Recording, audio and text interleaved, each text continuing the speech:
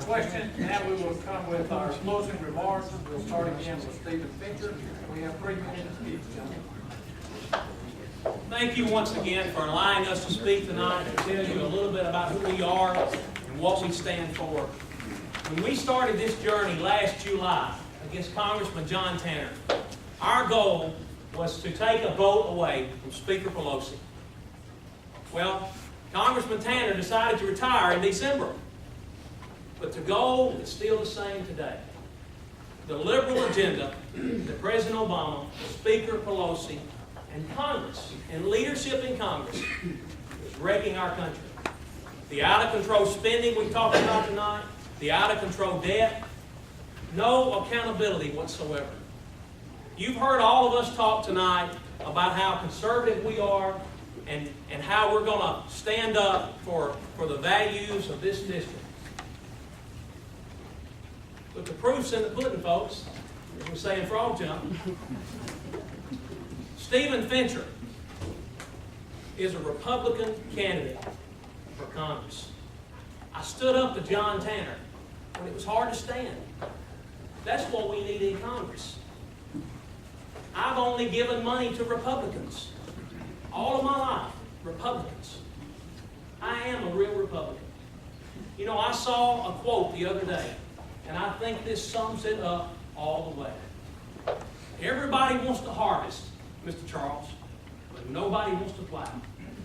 We need guys in Congress that are willing to plow. And I promise you this, if you send Stephen Fincher to Congress, if I can't plow for the 8th District, I'll come home. Because this is about the future of my family, your children, and this country. That's it. I've not dreamed about going to Congress all of my life. This is not a lifelong ambition. This is about the future of this country. That's that. This is serious business. We have to win in November. Republicans never held this seat. Davy Crockett was a Whig. That's the closest thing we've had. We've got a great chance. But remember, there was one candidate to stand up to John Tanner. It was Stephen Fincher. And I'll stand for you. God bless you. Thank you.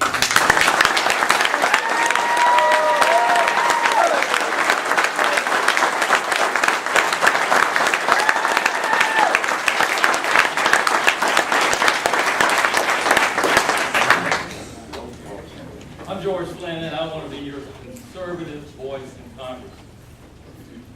This election is about two things. It's about jobs. Everyone knows that. We all know that. It's about jobs. The other thing it's about, be constant conservative. Be consistent conservative. I've told you, I'm able to stand up. You know that county commission story? I was under intense pressure to sit down, stand down, not stand up for the people. I stood up. I'm a constant, consistent conservative. I stood up. I know how to create a job.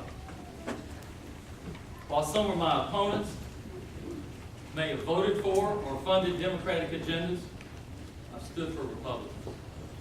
And I'll always stand for Republicans. I want to be your voice in Congress.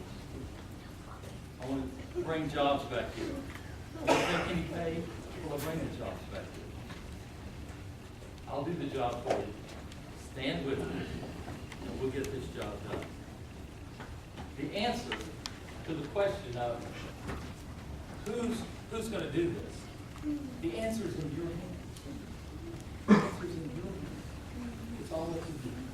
We can get up here. We can tell you what we'll do for you. But you got to look into your hearts. Who's sincere?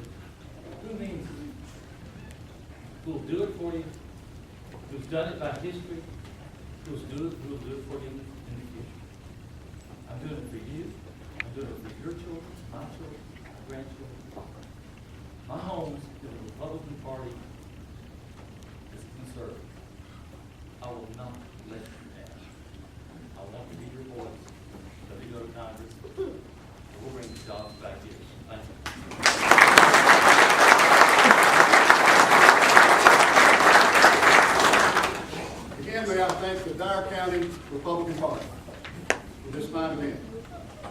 glad you've had an opportunity to see the candidates in action.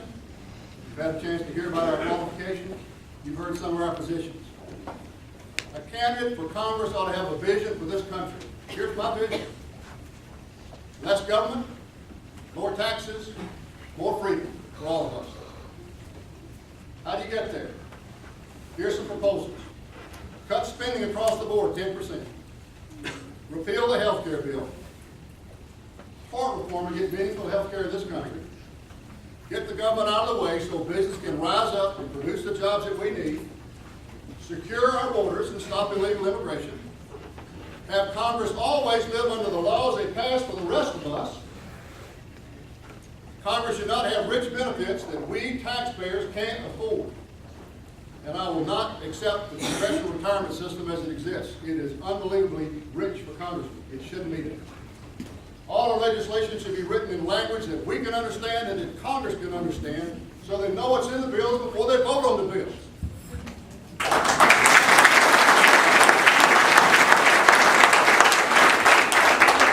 And Congress should only spend 6 months in Washington and 6 months back with us. Working Monday through Friday, they can get their job done, come back and live with us, let us ask them questions. Why did you vote the way on that issue? We don't see them now. You see them at election time. You know how it is. And that's the way it is. But folks, the bottom line to me is this. I love this country. I have never been as concerned about our country as I am right now. These are dark times in our country, but we need to remember, we had to endure Jimmy Carter to get Ronald Reagan. Reagan said, "It's still morning in America." I believe that. I believe our brightest days are ahead of us, not behind us. I've spent my career trying to heal patients. I want to go to Washington and heal this country. I urge you to go to votekirkland.com, our website. I need your vote. I need your financial support. And I need your prayers. Because without prayers, we will not restore our country. I firmly believe it. With your help, we will heal this country. Thank you so much for turning out.